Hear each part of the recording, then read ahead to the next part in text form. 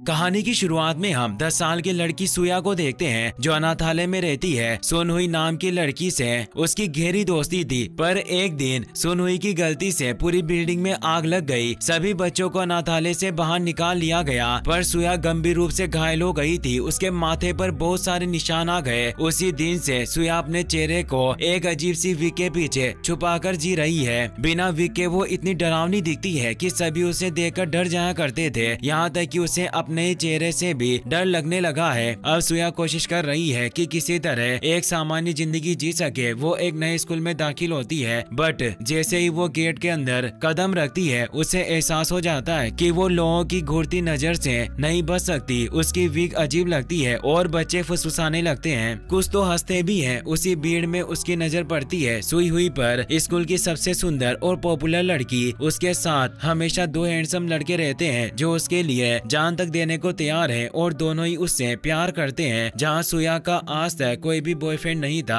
और उसने कभी किसी लड़के का प्यार नहीं देखा, वहीं सुनहुई एक रॉयल लाइफ में पली है। उसके माता पिता को पब्लिक में इतना सम्मान मिलता है कि उन्हें perfect family of the year का अवार्ड भी मिला हुआ है। सुया सुईहुन की परफेक्ट लाइफ देखकर जल उठती है और एक दिन सुनहुई से सवाल करने का फैसला करती है। वो सुईहुन की बालों में लगी पिन निकालती है, क्योंकि बचपन में वो उसकी चोटी बांधा करती थी। इसीलिए वो उसे पूछती है कि क्या तुम्हें अभी भी याद है कि इस तरह से बालों को बांधना तुम्हें किसने सिखाया था। और साथ ही वो उसे एक मेज बॉक्स भी देती है जो बचपन से उसने उसे दिया था। और वो दोबारा पूछती है कि क्या तुम्हें कुछ याद आया। सुनहुई उसे खाली नजरों से देखती है और अचानक बचपन की सारी यादें उसके आंखों के सामने आने लगती है कि कैसे वो बचपन में साथ में बहुत खुश रहा करती थी और जब अनाथालय के बच्चे उसे बुली किया करते थे तो वो सुनहुई को उनसे बचाती थी और उसने उसे माचिस जलाना सिखाई थी। दोनों क्लास के बाहर खड़ी बातें कर रही होती है। सुया कहती है कि मुझे कभी किसी के द्वारा एडॉप्ट नहीं किया गया, मैं तुम्हारी तरह नहीं थी, मेरे साथ एक हादसा हुआ था। पर सुनहुई को कुछ याद नहीं होता। उस रात वो अनाथालय में बैठकर स्कूल के खर्चों की शिकायत करती है, लेकिन उसके पास कोई मदद नहीं। उसकी बहनें भी मजबूर है। सुया को लगता है कि जिंदगी ने उसे हर तरफ से घेर लिया है, क्योंकि वो जिस शॉप में काम करती थी वहाँ का बॉस भी कर्जे की वजह से भाग गया था और उसने सुया के 2 महीने के पैसे भी नहीं दिए थे। अगले दिन सुया मजबूरी में वह सुनहुई से पैसे मांगती है, लेकिन सुनहुई अपनी परफेक्ट दुनिया में खोई रहती है, जैसे सुया उसके लिए हवा भी नहीं है। सुया के अंदर जमा हुआ दर्द फट पड़ता है। वो चिल्लाकर कहती है कि लोग उसे कचरे की तरह ट्रीट करना बंद करें। तभी सुनहुई का बॉडीगार्ड जैसा खड़ा लड़का जियोंग आगे आता है। बिना कुछ सोचे वो पैसे सुया के पास रख देता है और उसे धमकी देता है कि सुनहुई के पास दोबारा मत जाना। सबको लगता है कि सुया यही टूट जाएगी, मगर वो पीछे हटने वालों में से नहीं है। वो जियोंग को जोरदार मुक्का मारती है सबके सामने, फिर एक जोरदार किक मारती है और पैसे वापस उसके मुंह पर फेंकते हुए सुनहुई की तरफ बढ़ती है और गुस्से में चिल्लाती है, क्या तुम मुझे भिखारी समझती हो? मुझे तुम्हारा गंदा घमंडी पैसा नहीं चाहिए। पूरे स्कूल के सामने सुनहुई की परफेक्ट इमेज हिल जाती है। कुछ देर बाद सुया स्कूल में अकेली चल रही होती है, तभी वही लड़का फिर उसके सामने आता है। सुया को लगता है कि शायद फिर से उसे तंग करेगा, लेकिन उल्टा वो उसकी हिम्मत की तारीफ करता है और उससे अपनी गलती की माफी मांगता है। धीरे धीरे उसके मन में सुया के लिए एक अजीब सी इज्जत और एडमिरेशन होने लगता है, लेकिन फिर भी सुया अपना असली चेहरा उसे छुपाए रखती है। उधर सुनहुई परेशान है। उसे समझ ही नहीं आता कि सुया उससे इतनी नफरत क्यों करती है। कुछ दिनों बाद एक सुनसान गली में सुया सुनहुई को लेकर जाती है। सुनहुई डरी हुई थी और वो पूछती है कि आखिर तुम मुझे यहाँ क्यों लेकर आई हो। सुया कांपते हाथों से वो अपनी विग हटाती है और अपने जले हुए चेहरे को सामने लाती है। सुनहुई दंग रह जाती है। इसी डर और गुस्से में सुया बोलती है, ये वही है जो तुमने उस आग में मेरे लिए छोड़ा था।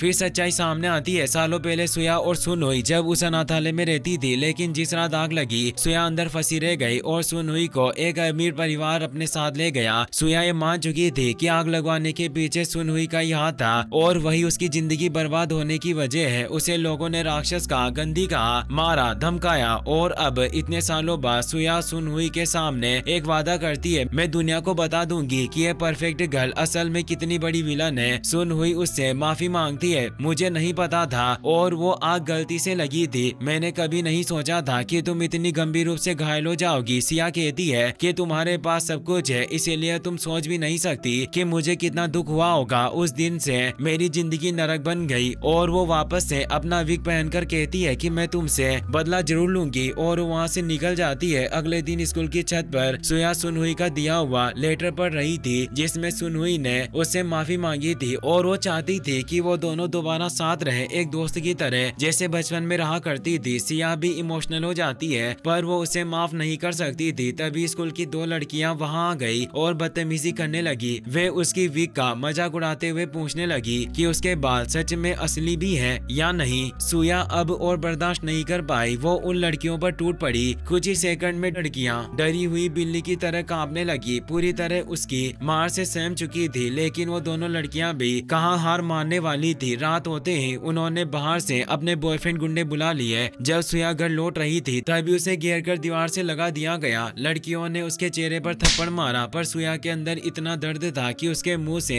एक आवाज तक नहीं निकली। यह देखकर एक लड़का जो किसी विलन से कम नहीं था उसे लात मारकर जमीन पर गिरा देता है। सुया लगभग कुचली जाने वाली थी कि तभी अचानक जियोंग वहां आ जाता है। वो अकेला ही पूरी गैंग पर टूट पड़ता है। उसकी मार्शल आर्ट्स की स्किल के सामने गुंडों की हड्डियां टूटने की आवाजें आने लगती है। कुछ ही देर में सब जमीन पर पड़े दर्द से कहरा रहे होते हैं। सुया पहली बार उसे ऐसे देखती है और उसकी आंखों में एक नया एहसास जगता है। नफरत के अलावा पहली बार दिल में कुछ और धड़कता है। वो जियोंग के बारे में सोचने लगती है, यहाँ तक कि उसे प्यार जैसा एहसास होता है। पर एक दिन जब वो हिम्मत करके जियोंग से बात करने जा रही थी तभी वो सुनती है कि जियोंग अपने दोस्त ह्यून से बात कर रहा होता है। ह्यून जियोंग से पूछ रहा था कि क्या तुम सुया को चाहने लगे हो, पर वो साफ इनकार कर देता है कि वो इतनी खूबसूरत नहीं है, मुझे सिर्फ सुनहुई पसंद है और उसके अलावा मैं किसी और लड़की से प्यार करने के बारे में सोच भी नहीं सकता। सुया का दिल गुस्से में फट पड़ता है। वो सीधी सुईहुन के पास जाती है और कहती है कि जिन लड़कों को वो अपना प्रोटेक्टर समझती है वो सिर्फ दिखावा कर रहे हैं और अगर जियोंग तुमसे आज कुछ कहने की कोशिश करे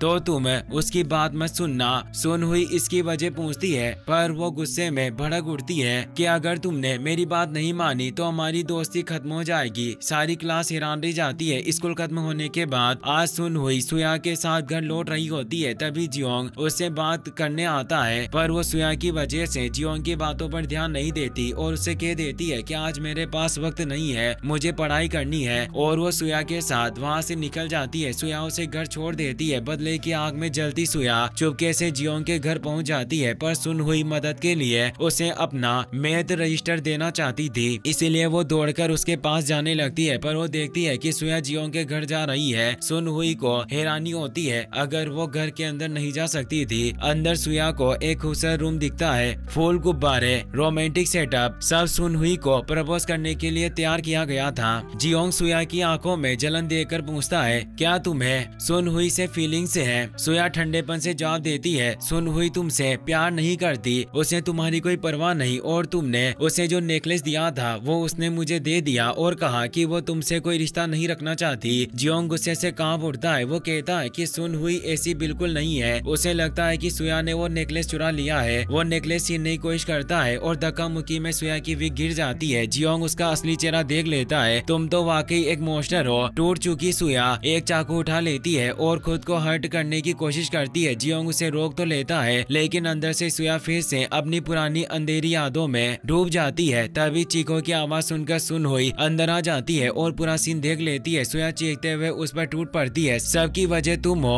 आग, मेरे जख्म, मेरी बर्बाद जिंदगी, सब तुमने दिया। और फिर सुया चाकू लेकर सुनहुई पर हमला करने के लिए दौड़ती है लेकिन ठीक उसी समय जियोंग बीच में आ जाता है। चाकू उसकी पीठ में धंस जाता है और वो जमीन पर गिर पड़ता है। खून बहता हुआ उसकी सांसें धीरे धीरे बंद हो जाती है। सुनहुई खून में लथपथ हालत में घर भागती है और चीखती है कि जियोंग उसकी बाहों में मर गया। उसकी फुसफुसाती हुई बात सुनकर उसकी माँ का चेहरा पल भर में बदल जाता है खौफनाक शांति के साथ। सुनहुई बताती है कि उसका फोन और होमवर्क जियोंग के घर पर छूट गया था, ऐसा सबूत जो उसे हत्या में फंसा सकता था। पर उसकी माँ कहती है कि मैं तुम्हें कुछ नहीं होने दूंगी, मैं सब संभाल लूंगी और तुम भूल जाना कि तुम्हारा इस मर्डर में कोई हाथ था। और वो उसे कमरे में छोड़कर खिड़की बंद कर देती है और उसे कपड़े चेंज करने की कहकर वहाँ से चली जाती है।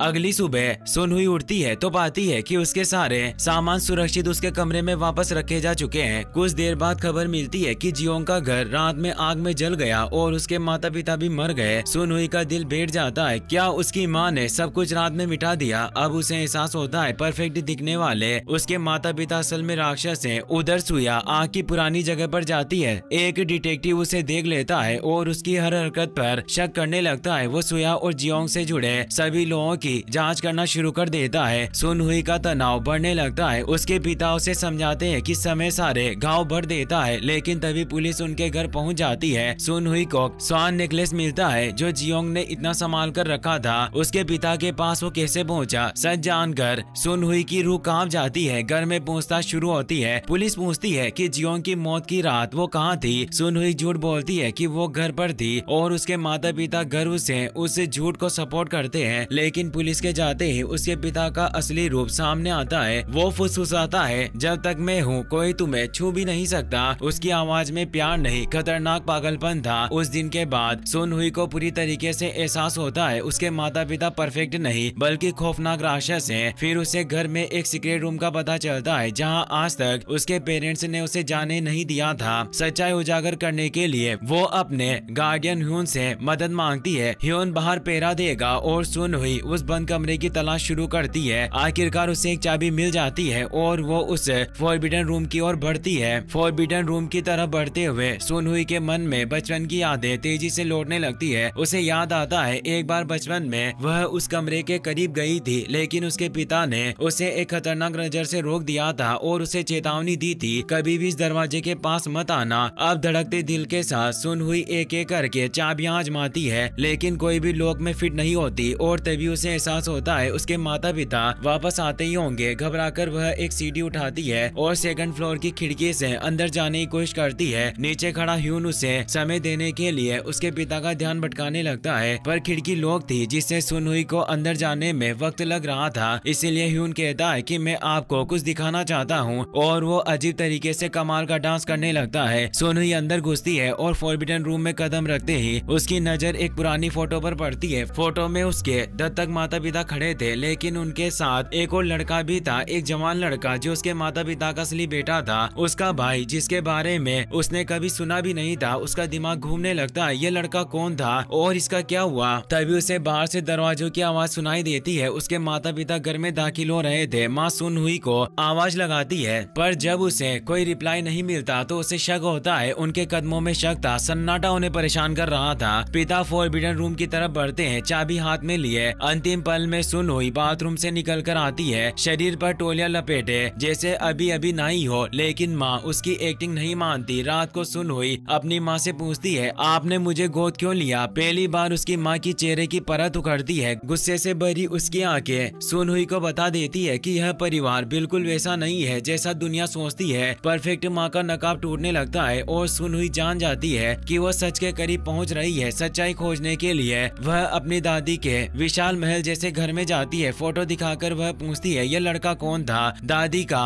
चेहरा बिगड़ जाता है। वह चिल्लाकर कहती है, तुम जानकर क्या करोगी, तुम ना तो मेरी पोती हो और ना ही मेरा परिवार। सुन हुई कहती है कि माता पिता ने मुझे इसके बारे में कुछ नहीं बताया और हमेशा मुझे उस कमरे में जाने से रोका, इसीलिए मुझे बताइए। पर दादी फिर से चिल्लाकर कहती है, चुप हो जाओ, तुम सन की हो, तुम्हारा खून अशुद्ध है, दोबारा फिर कभी यहाँ मत आना। गुस्से में वह एक फूलदान फेंक देती है। सुन हुई को कुछ समझ नहीं आ रहा था। ह्यून उसे जल्दी से लेकर वहाँ से निकल जाता है। फिर दिखाया जाता है कि वो एक बेंच पर बैठी होती है। ह्यून उसके लिए खाना लेकर आया होता है, साथ ही वो मरहम पट्टी भी लाया था क्योंकि उसके फूलदान के टुकड़ों से उसे चोट लग गई थी। ह्यून कहता है कि मुझे तो लगता था कि तुम्हारा परिवार बिल्कुल परफेक्ट होगा जैसे न्यूज़पेपर में दिखाया जाता है, और वो उससे सुया के बारे में पूछता है कि आखिर वो कैसी लड़की है। सुन हुई कहती है कि आखिर तुम्हें क्यों पूछ रहे हो। तो वो कहता है कि जब से वो आई है हमारे साथ सब कुछ गलत हो रहा है और मुझे ऐसा लगता है कि तुम कुछ जानती हो जो मुझसे छिपा रही हो। पर सुन हुई कहती है कि ऐसा कुछ नहीं है और वो उसे